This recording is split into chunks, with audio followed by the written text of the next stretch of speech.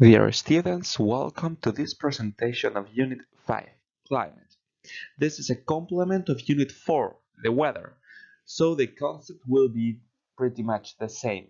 We will talk about temperature, precipitation, and how they distribute around the world. We can see how in different areas the weather is different, and this weather throughout a long period of time is what creates the climate. Climate, remember, is the state of the atmosphere in a long period of time. Climate is not the same throughout the Earth, and it changes due to different factors. To the distance of the equator, the closer to the equator, the hotter it is. To the height we are, when we are at the top of a mountain, the air is colder. If we are near the sea or far away, etc. The most important element are the climate zones. Remember, in our world, we can distinguish three types of climate zones.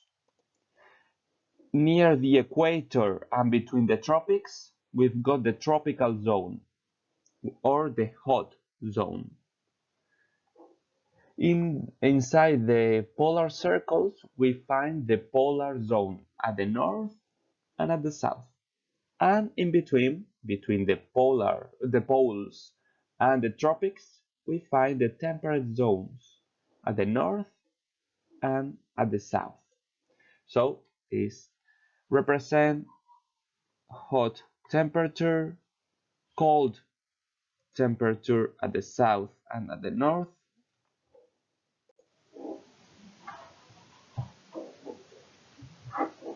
and temperate climate, so warm weather in the middle.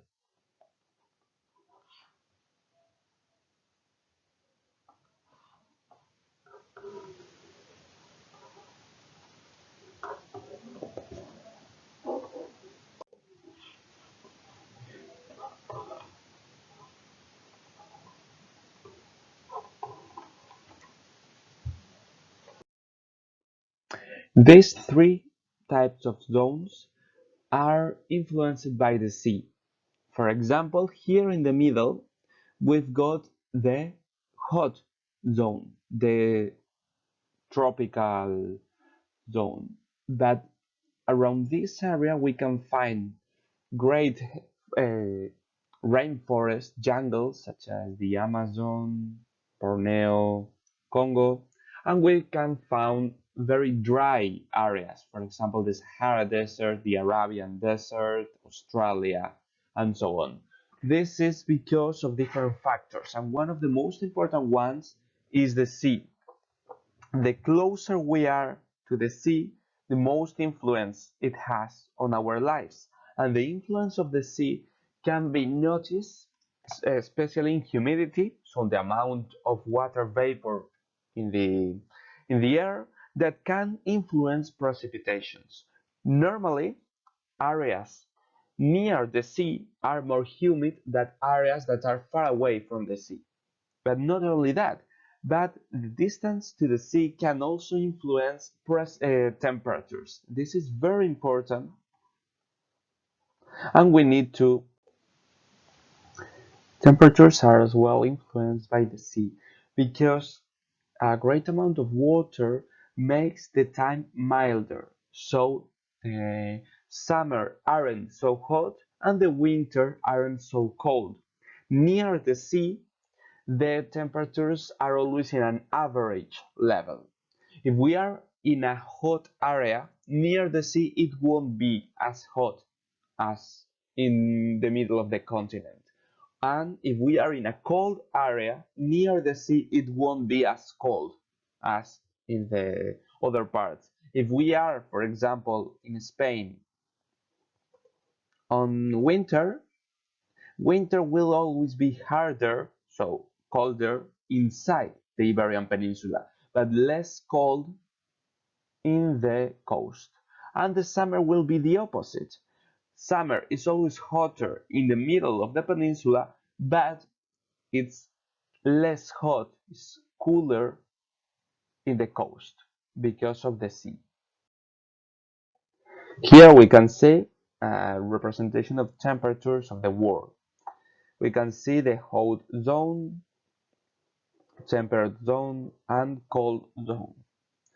Especially the coldest areas are inside continents far away from the sea, and hot areas are normally, again, far away from the sea. The sea has more average temperatures. This also is influenced by the oceanic currents, is influenced by the relief, the mountains, etc. So temperatures are affected by several factors. First one is altitude. When we are high, we are colder. So the higher we are, the colder it gets. For that reason, the top of the mountains are always colder than the rest of the surface. The orientation. If we are in the side of a mountain that receives the sun, so the sunny side of a mountain, it will be hotter, of course, and of the other way around. The distance from the sea, that's very important. At the coast, the temperatures are milder. So mild temperatures mean that they aren't so hot nor so cold. They are more average. And the latitude. As you know, the closer we are to the equator, the hotter it will be.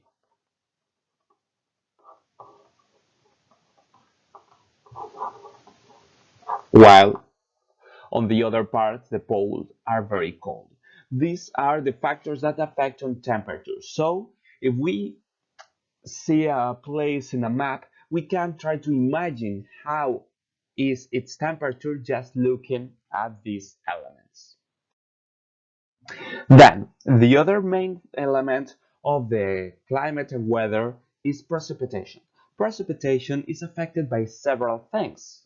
For example, the relief. As you know, the orographic precipitations are those that are influenced by the mountains. When the when the air finds a mountain, it goes up, and the clouds on the air, the water vapor condenses as they are going up because, as you know, higher means colder. With the cold, the clouds condense, so they create droplets and they precipitate on the mountain. And then the air goes down the mountain drier and hotter. For that reason, mountains always have one side which is much more humid and other which is much more drier.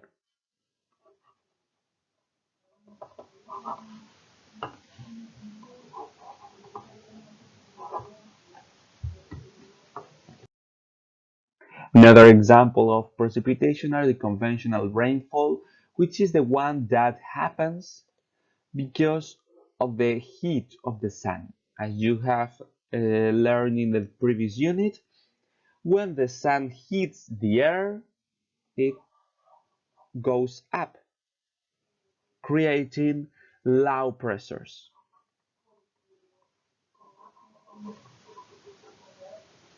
Low pressures are very unstable. That means that they can carry precipitations. This is because of how the air goes up, taking with it the water vapor that create clouds, and these clouds precipitate, creating, well, rain, snow, or whatever, due to the different pressures. Here we can see the areas of the world that receive more precipitation. This is not distributed in zones exactly like temperature, but it's influencing. We can see how in the hot zone there are a lot of precipitations in the middle part of the earth. This is because of the equatorial climate. The equatorial climate, which is in the equator, it's very wet because there is a lot of precipitations. They are especially in the coast, in areas near the sea. The water evaporates, goes to the clouds, and then it precipitates, creating a very hot and wet climate. On the other hand, in the colder parts of the Earth, at the south or at the very north, there are much less precipitation because there are less evaporation, so the less water vapor in the atmosphere and less options for it to rain or to snow or whatever. And for the temperate areas, it depends in different factors. How far away are they from the sea, or the oceanic currents they have, if they have mountains that stop the rain, etc. So precipitation. In the climate zones, we find different behavior of the precipitation. The tropical zone, so the hot zone, had abundant precipitation all the year. In the equator and in the tropics, they still have abundant precipitation, but they have wet seasons and dry seasons. The tropical climate, which is this one, which is not exactly in the equator but near to it, had two seasons, only two, not four.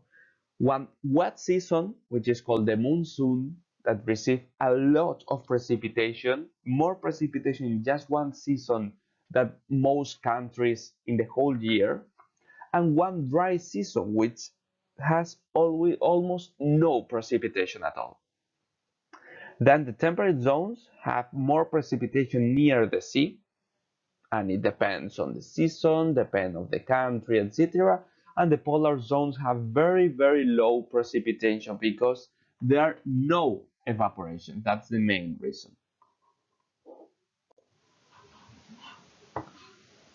No evaporation. Then it also depends on atmospheric pressure.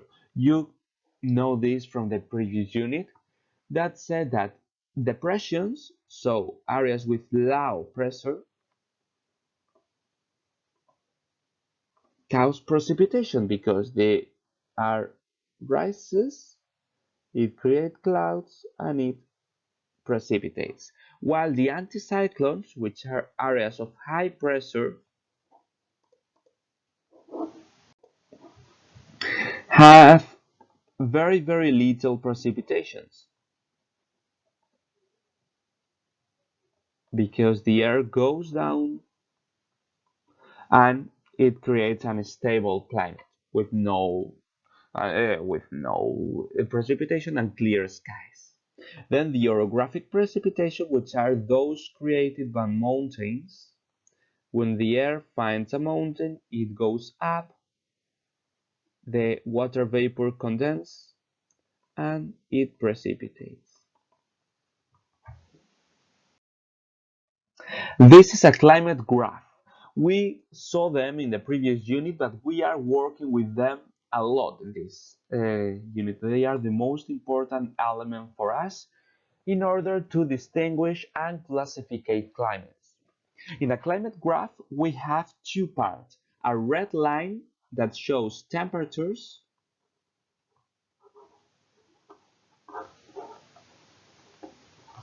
in degrees and blue bars that show precipitations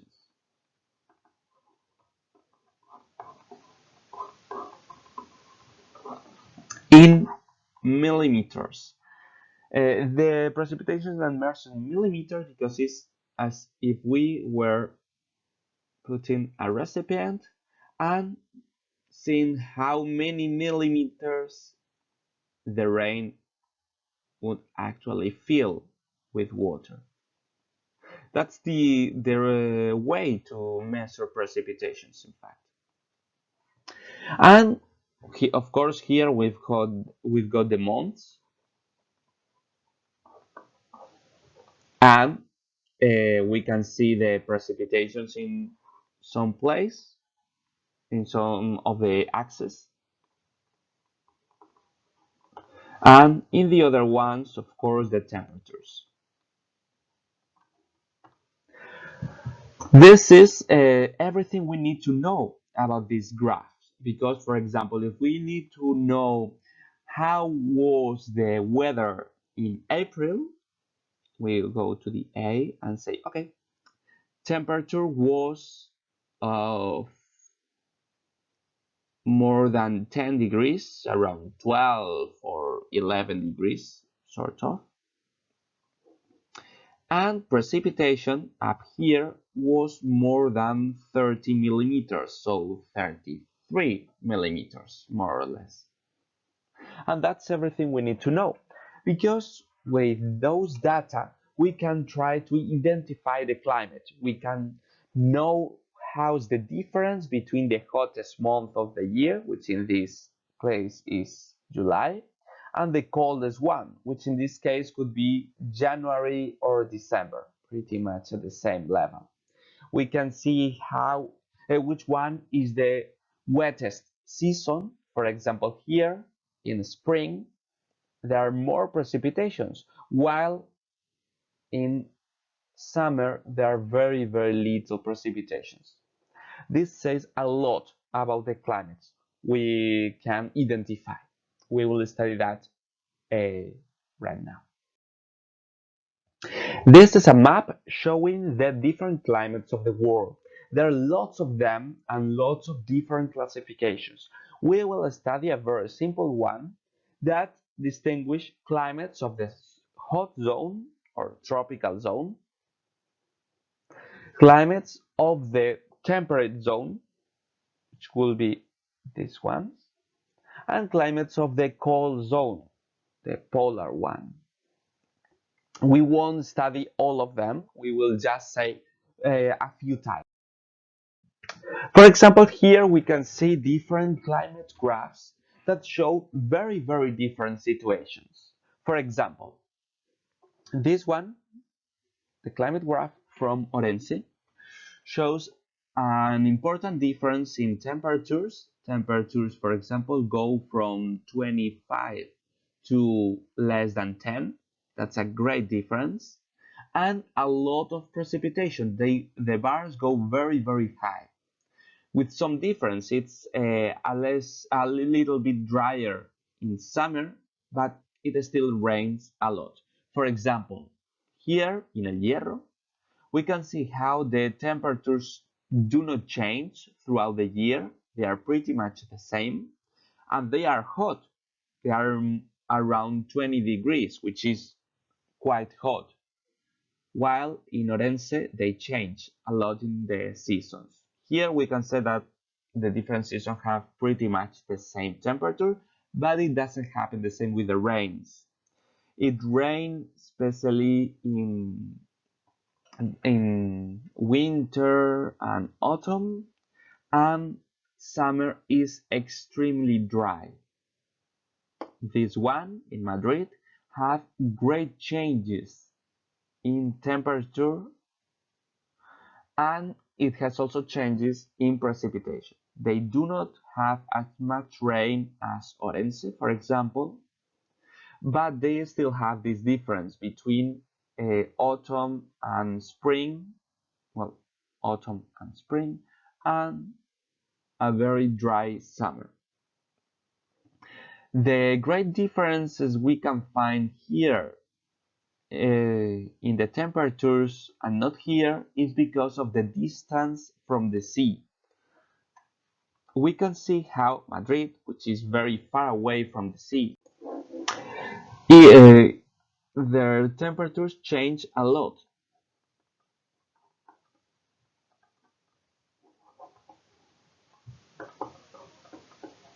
because it doesn't have this effect of the sea to regulate temperatures. While El Hierro, which is of course an island, the Canary Island, have is very close to the sea.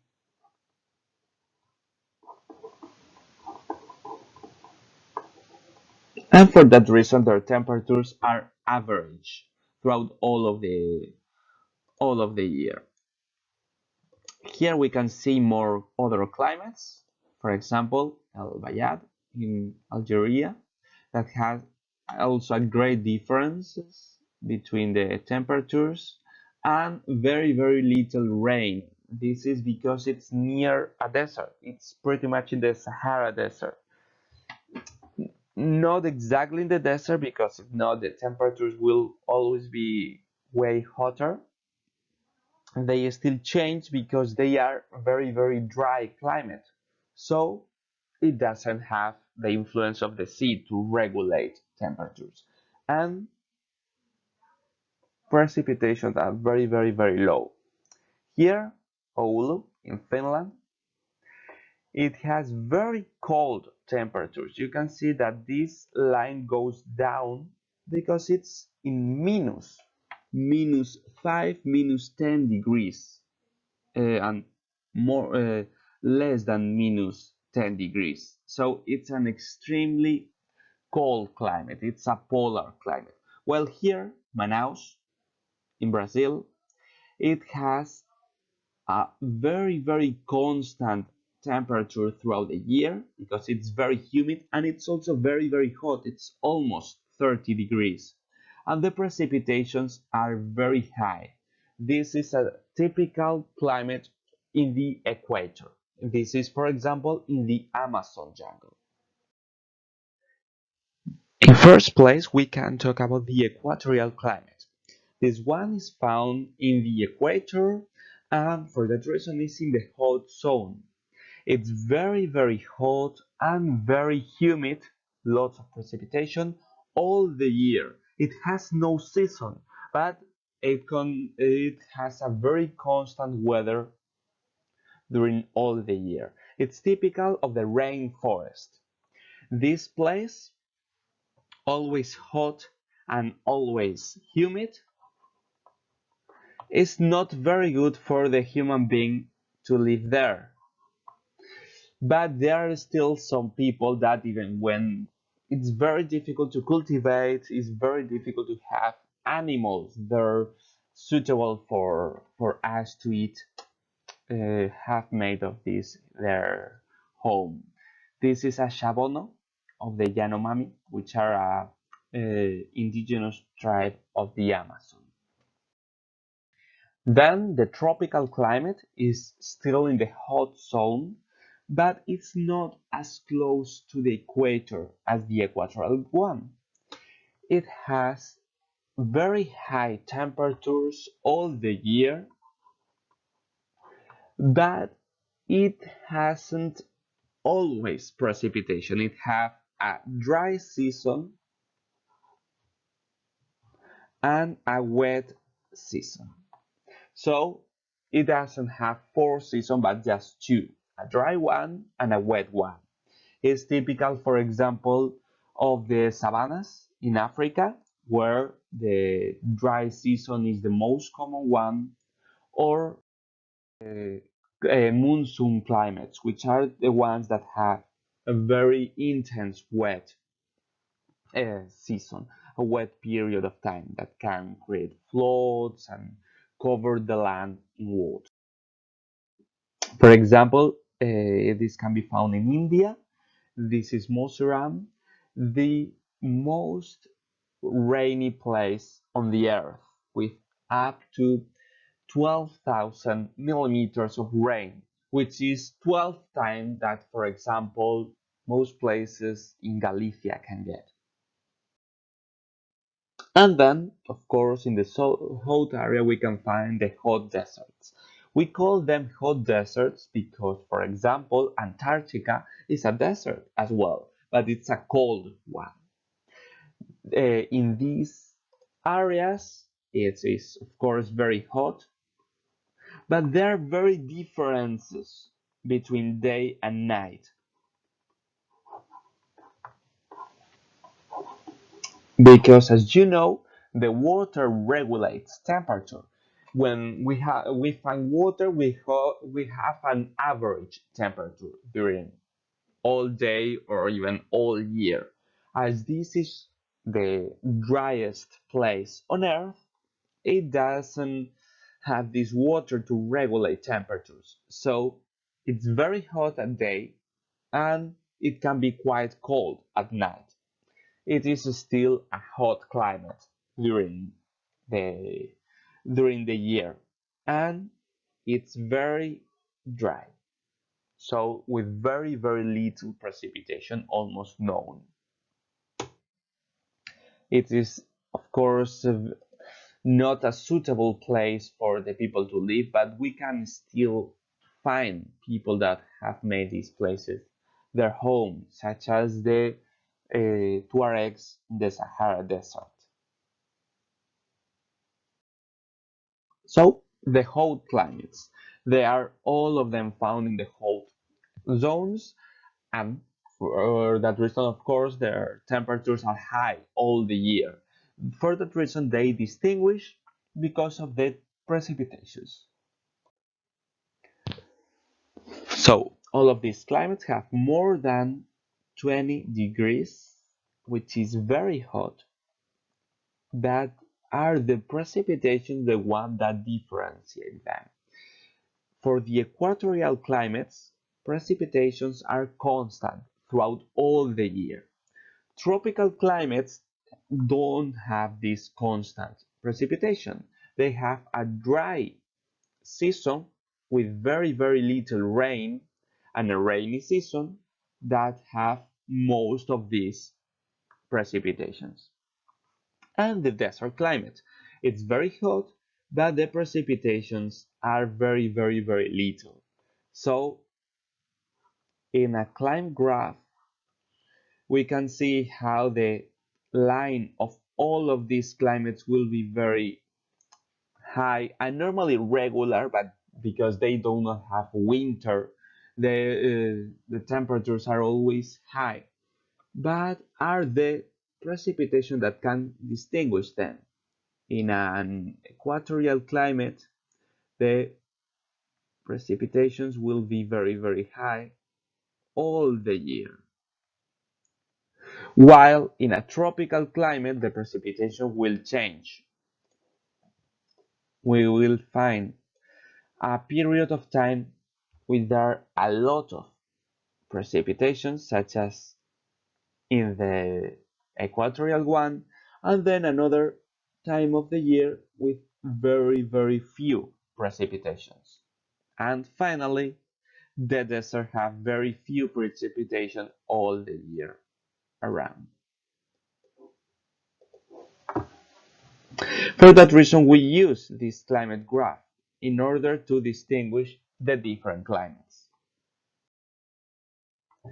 This is a definition. Remember that we need to know them and to have them in our notebook and so on. A monsoon. A monsoon is a seasonal wine.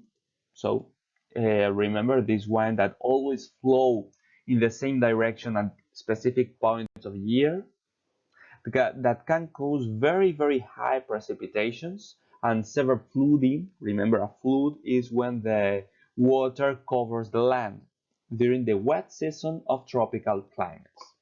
So it's a very specific atmospheric phenomena that affect these tropical climates, Vietnam, Thailand, India, etc., at some points of the year, which are the wet season or the monsoon season. This is a climate graph of an equatorial climate. We can find easily how the temperatures are high, are constant. They are over 20 degrees and they are constant all the year. They do not change. And the precipitation are always high. The total here is more than 1000 millimeters, which is a lot. And they do not show differences throughout the year. They are pretty much the same. So, and well, as we have said, the temperatures, which are always here, are more than 20 degrees. So this is, of course, an equatorial climate.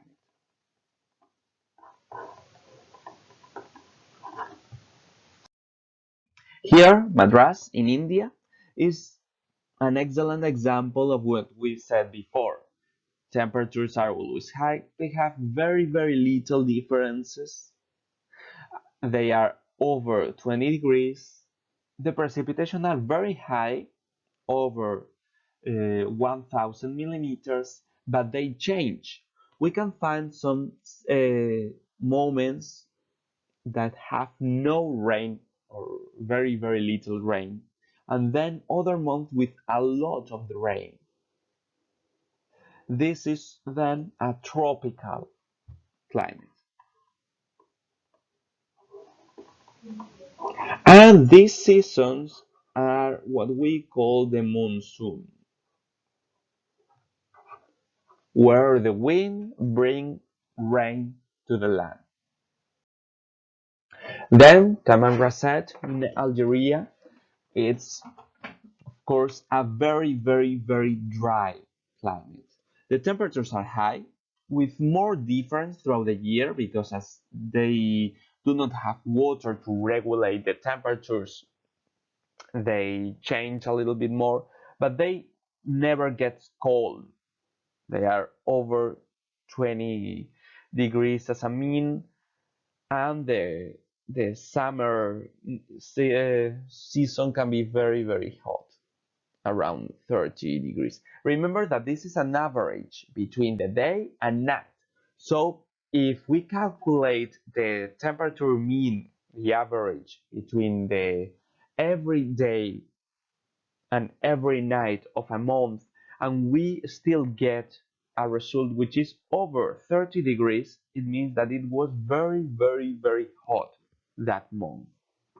And here we can see that the precipitation is around 50 millimeters, which is known at all. It's very, very, very little precipitation. So this very hot and very dry climate, it's what we call a desert climate. This in Algeria is in the Sahara Desert. Then we can go to another part of the planet, which will be the temperate zone. Temperate zone is the most changing of all of them. It has four seasons that differ each other in temperature, precipitation, and so on. For example, this is an image in China that have a climate which is quite similar to the one that we can find in the Mediterranean coast, but it's wetter with more conditions.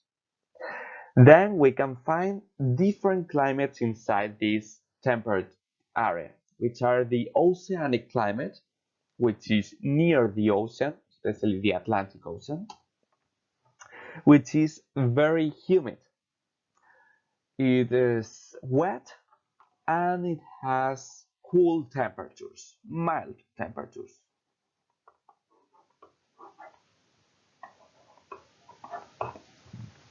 As they are located around the ocean, the temperatures don't get very high in summer nor very cold in winter. They are always average, mild, and it receives the influence of the sea, causing a lot of precipitation, and that means that their landscape are very green and so on. This oceanic climate is very typical of places like Ireland, the UK, Galicia, Asturias, the north of France, and so on. Here we can see the continental climate, which is the one that is inside the continents. For that reason, it doesn't receive the influence of the sea. It is much drier than the oceanic one. It's not a desert, but it's drier, and the temperatures are very extreme. That means that winter are normally very, very cold, such as Russia or Canada, but summers can be very hot as well, as they do not have the water to regulate the temperatures. And then the Mediterranean climate, which is for us the easiest because we live in a Mediterranean country. Mediterranean climate, as you know, is the driest of them. It's very dry with very little precipitation, normally located in autumn and spring, and it's hot. Even when the winters can be cold, they aren't as cold as the north of Europe, for example. This is the And then another example of what will be temperate areas, particularly inside the continental climate, will be the steppe. The steppe is typical of the continental climate. It's a flat area with very little precipitation and very little vegetation inside of the continents, for example, in Russia, which do not have many people living there, but we can find some, for example, the Mongols. So temperate climates. Oceanic, continental, and Mediterranean. The oceanic, the temperate climates are diverse, so we can see them individually. Oceanic, how are their precipitation? Their precipitation are soft, constant rain. So they normally receive the precipitation in the shape of rain, but they do not have torrential rains, so great amount of water that falls at once, but a soft, constant rain throughout the year. If you have gone to Galicia, Asturias, the Basque Country, and so on, you have seen this climate. Then, or Ireland, or the UK, the temperatures are mild and regular. They do not change a lot. They still have four seasons. So, of course, winter is colder than summer, and summer is hotter than the rest of the seasons. But they do not change so much. A continental climate have very scarce rain, so it doesn't rain a lot. It's more abundant in the summer. This is an easy way to distinguish them from, for example, the Mediterranean. As you know, in Spain, it doesn't rain in summer. It rains normally in autumn and spring. But in the continental climate, it rains normally in summer. But it still have very little precipitation and extreme temperatures. That means that it can be very cold in winter and very hot in summer because of this lack of water. It's typical of inside the continents. We can find it in Russia, in Ukraine, in Poland, in the middle of Europe, in the Central Asia, Mongolia, for example, and in the center of, for example, North America, in Canada, but with some difference because, for example, Canada, that is at the north, is very cold. And then the Mediterranean climate with very, very scarce rain, so very little precipitations that can be torrential in autumn. It's absolutely the opposite to the oceanic climate. Think, for example, the difference we can find between Galicia and Andalusia, or Asturias and Valencia. While in the oceanic, the precipitation are constant throughout the year and they are soft rain. In the Mediterranean, it doesn't rain a lot, but when it rains, it's normally a great storm that can create floods and problems. They have hot summers, so the summers are very, very hot, and the winters are mild. So, of course, it gets colder, but it's not as cold as in other places. Uh, Winters in Valencia are cold, but they aren't as cold as in Russia, for example. This is another definition of steppe, which is, as we have seen, flat inland area with very little vegetation, which is typical of the, well, inland, the inner part of the continent. So it is continental climate.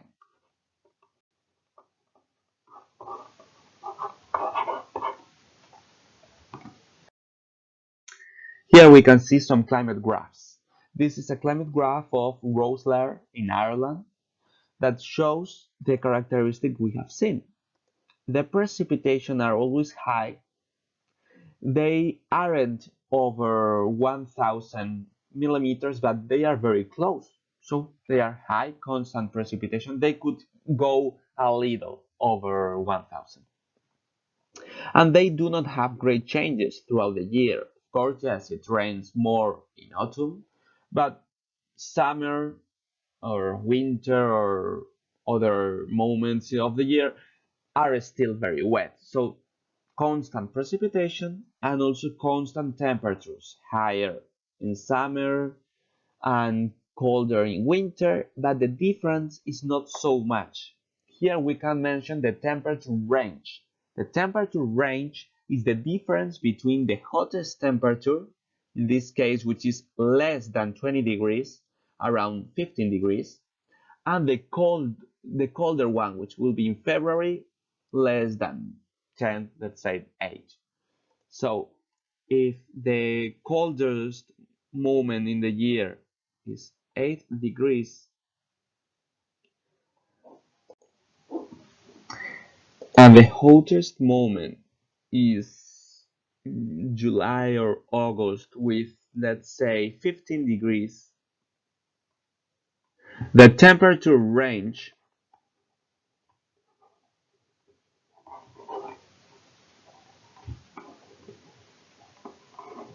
will be 15 less 8. So it has a temperature range of 7 degrees, which is very little. Here, Minsk, Belarus, Central Europe, we can find a quite different climate graph. As we can see, the precipitations aren't lesser, around 600. Remember that Ireland had 800. It still rains, and the top is on summer, and the temperatures vary a lot. This is the main indicator. They change with quite hot summers. You can see it's almost 20 degrees, which is hot. And the winters are very cold. In February is -5, pretty much. So if we wanted to calculate the temperature range, it's -5 as the minimum, and let's say 18 as maximum. So the temperature range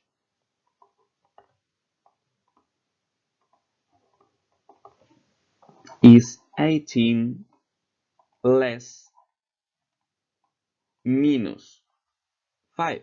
And as you know from maths, this is 23, which is a very high temperature range. It has lots of differences between the coldest and the hottest months. Why? Because it's far away from the sea, so it doesn't receive this balancing effect that the sea has. And there's Bari, Italy. It's another different climate graph.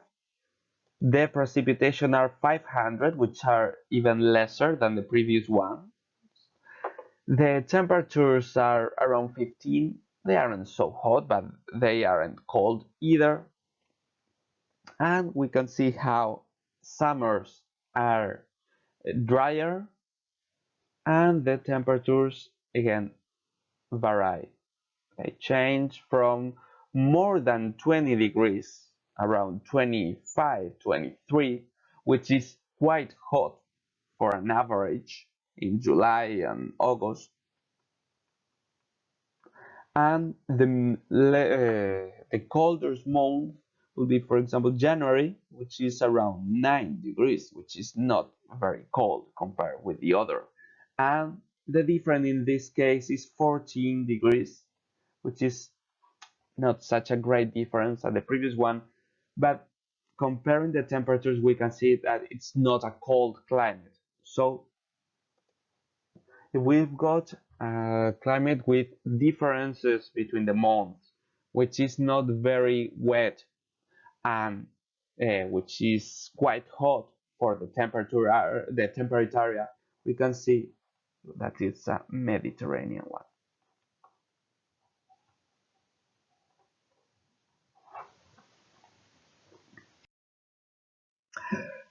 And then we can enter into the climates which are in the cold zone. Then we can comment first one which is quite strange. It's called the alpine climate or the mountain climate, which is of course on top of the mountains.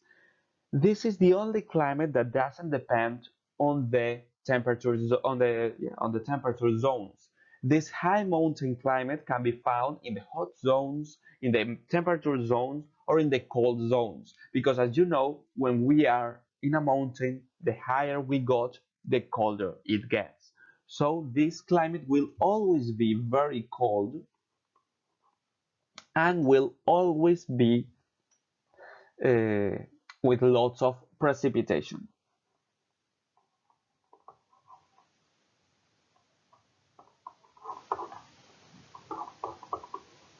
Because as you know, while the clouds are going up a mountain, they cool down and they precipitate.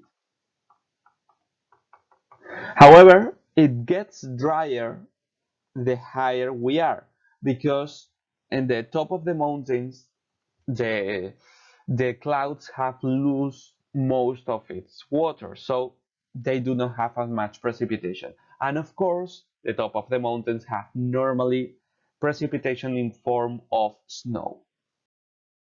And then the polar climate, which is the cold climate itself. It's the one which is inside the polar circles, and it can be found only in those places. It's a climate which is extremely cold, the coldest temperatures in the earth, and it's quite dry as well. Regardless, it could look like in the poles it doesn't snow a lot because there are no evaporation.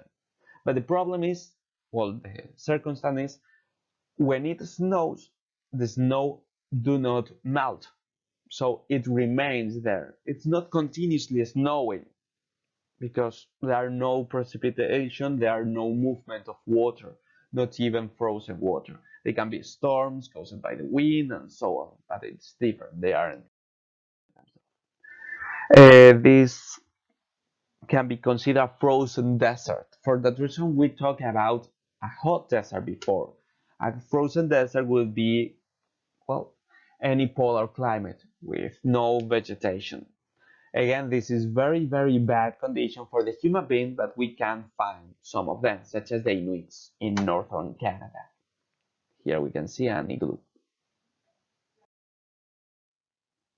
Cold climates has very low temperatures and they can be distinguished for other factors. The polar climates, it's inside the polar circles and it has scarce precipitation due to the lack of evaporation, and it has below zero temperatures, which are very, very, very low, the lowest on the planet. And mountain climate is very easy to distinguish because it's located above 2,500 meters. It has abundant rainfall, so lots of precipitation, which decreases with height as they are letting all the water vapor go with the rain as they are going up. And it has very, very low temperatures, which again get lower when we are higher. This is a climate graph of Lunze in China, which simply the height gives us a tip of how it is. It's at almost 4,000 meters high, so it's a mountain climate. We can see that as it's so high, it doesn't have a great amount of precipitations, and the temperatures are very, very low. at in some points they get below zero. And even the hottest climate, the hottest month, I don't go over 15 degrees. And this is a meteorological observatory in Russia. It doesn't even have a name because it's not a city nor a place. It's in the Antarctica. So it's in the North Pole, but it's in our under Russian surveillance.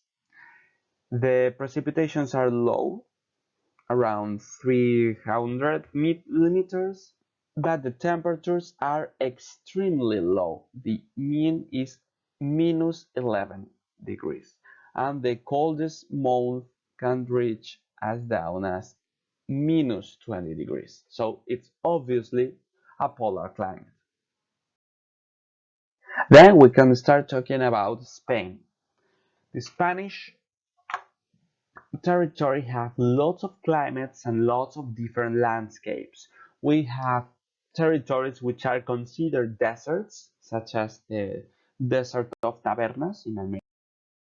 We have other places which have a typical Mediterranean landscape, very dry, with hot summers and quite cold winters because of the lack of water, such as in La Mancha. And we can find some more exotic landscapes, such as the ones in the Canary Islands. This is the Garajonay Park in La Gomera, which is a particular place. It's very wet, as it has its own particular vegetation. And of course, we have at the mountain tops these high mountain climates, such as in the Mulhacén, the highest peak in the Iberian Peninsula. To understand how the Spanish climates work, we need to know the geography of Spain. You have already studied that, but here we can see, well, the Iberian Peninsula and how it have different mountain ranges. The mountain ranges are located in an horizontal way. Here, the Cantabrian Mountains and the Pyrenees, the Sistema Central and Macizo Ibérico, o Sistema Ibérico, Sierra Morena, las Cordilleras Béticas, etc. They are horizontal lines. What does it mean? That they stop the clouds and wind that come from the north. For that reason, we can find very, very different weather in the north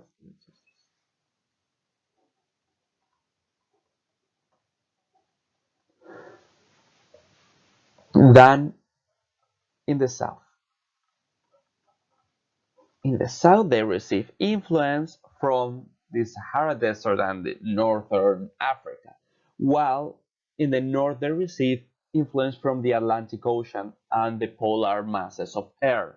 So at the north, it is part of Galicia, Cantabria, Asturias, Basque Country, and so on. It's a colder, wetter area.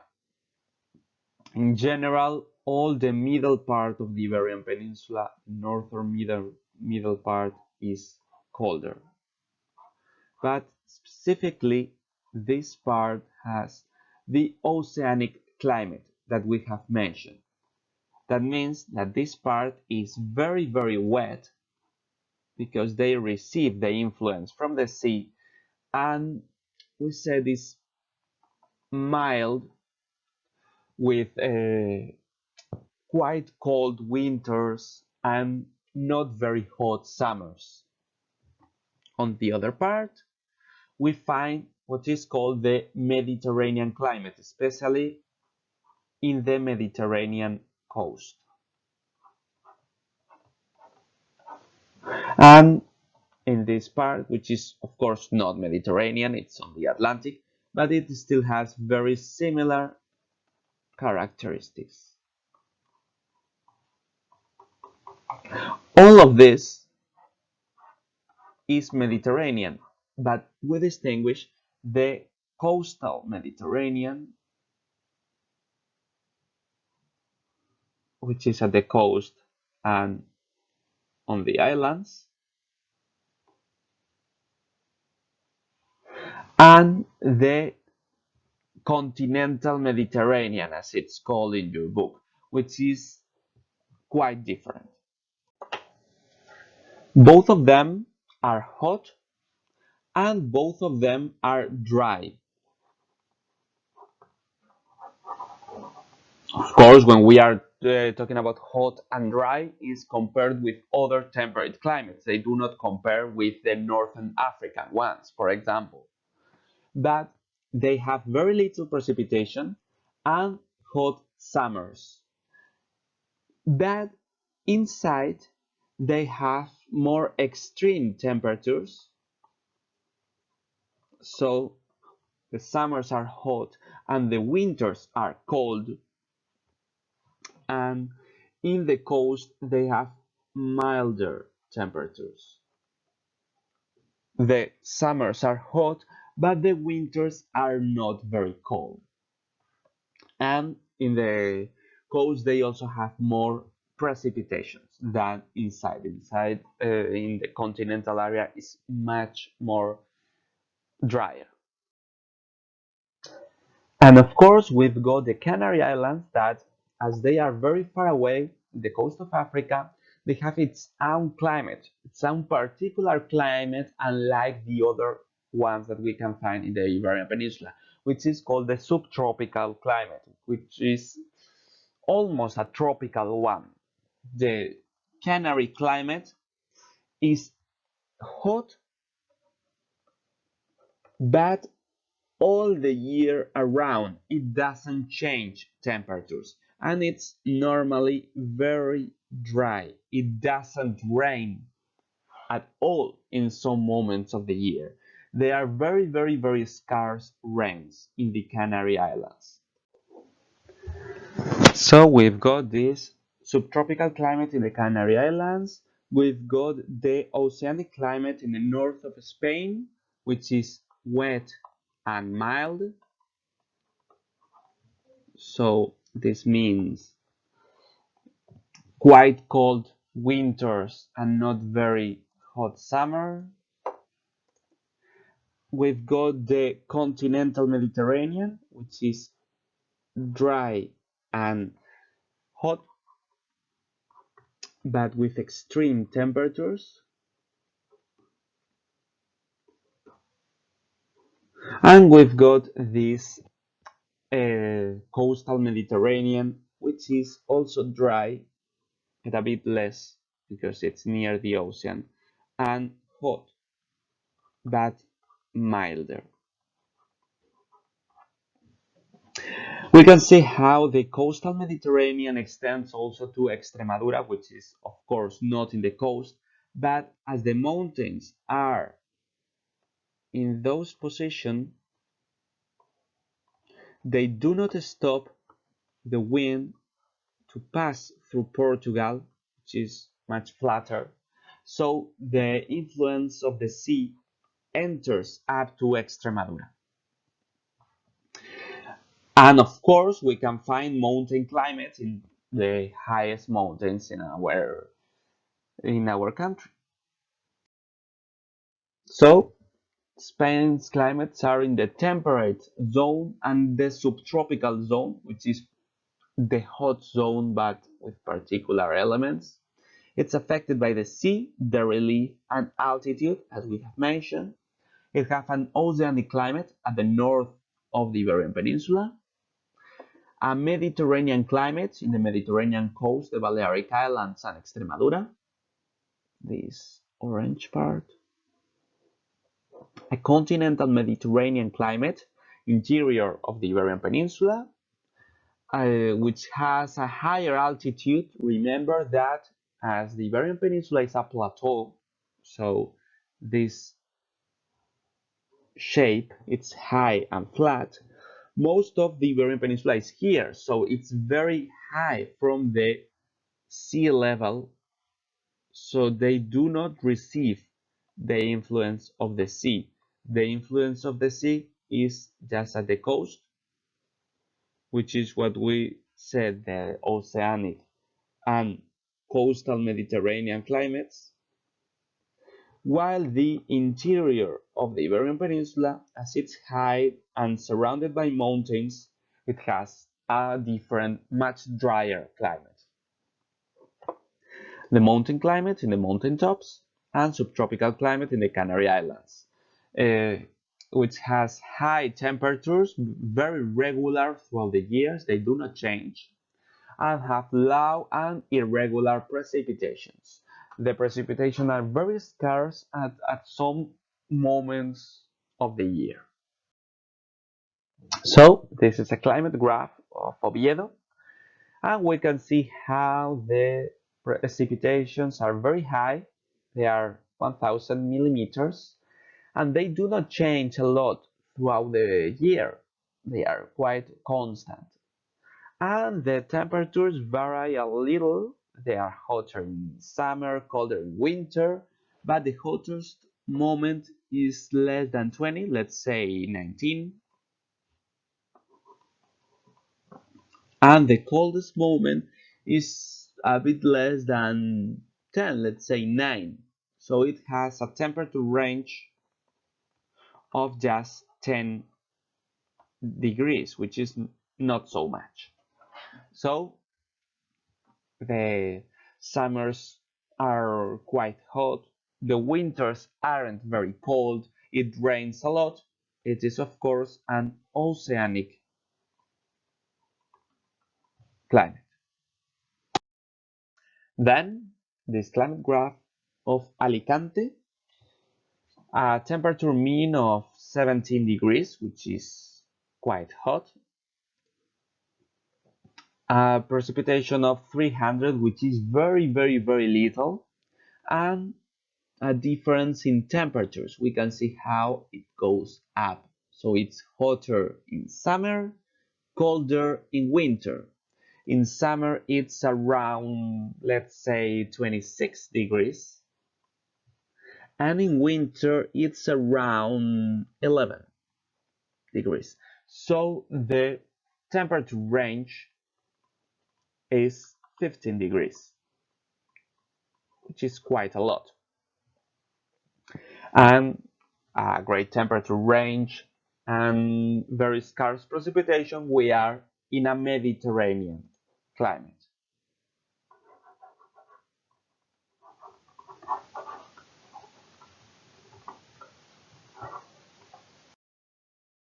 Then Salamanca, still it has scarce precipitations. The temperature isn't as hot as in the other one. You can see how precipitation are very scarce all the year and even scarcer in summer when there are very, very little rain, and the temperatures they get quite hot, more than 20 in the summer, let's say 21 or 22, and they get quite cold in winter, around 4. It's under 5, so it's, let's say, 4 degrees, which is quite cold for being in the temperate zone, especially in the Mediterranean. And the temperature range of those will be 17 degrees, which is quite high. So cold winters, hot summers, a great temperature range, very scarce precipitations. We are in a continental Mediterranean climate, which is exactly the same than the Mediterranean climate, but with a higher difference in temperatures between summer and winter and cold winters. Then this climate graph in Santa Cruz de Tenerife, we can see how the lines of the temperatures are almost flat, so they do not change throughout the year, Actually, the if we calculated the temperature range, it could be, let's say, 26, which is quite hot, and the lower it's 19, 18. So the temperature range is 7 degrees, which is very little, and the precipitation are very scarce. They are around 200, and in summer they are almost non-existent. So a very dry climate with a very low temperature range and high temperatures. This is the only climate that we found in the Canary Islands, which is the subtropical climate.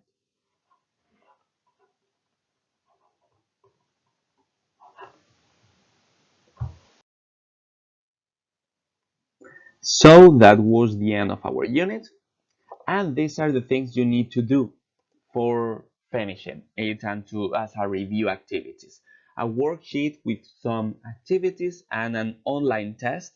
Both of them are, as always, in the Google Drive folder, which is where we kept all of our contents and materials. And you also have to write summary or diagram of units 4 and 5, the part that we have studied, which are points 1 to 4 and points 1 to 4 as well. It's a summary or diagram exactly the same way that we have used and done during the year. You can write it on your notebook and send me a photo, please, a clear photo in the correct direction, or you can just write it directly on a computer and send it to me, as you prefer. But please do it. You've got plenty of time up to the end of the Semana Santa, the 14th of April, but please don't left all of it for the last moment, so you can uh, go little by little and you can ask me any doubt that you have, any question, etc.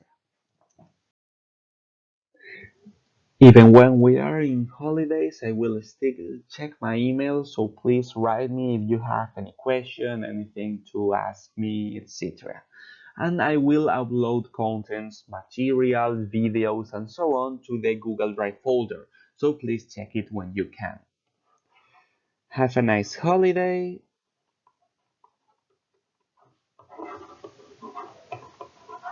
and we'll continue with this after the end of Semana Santa.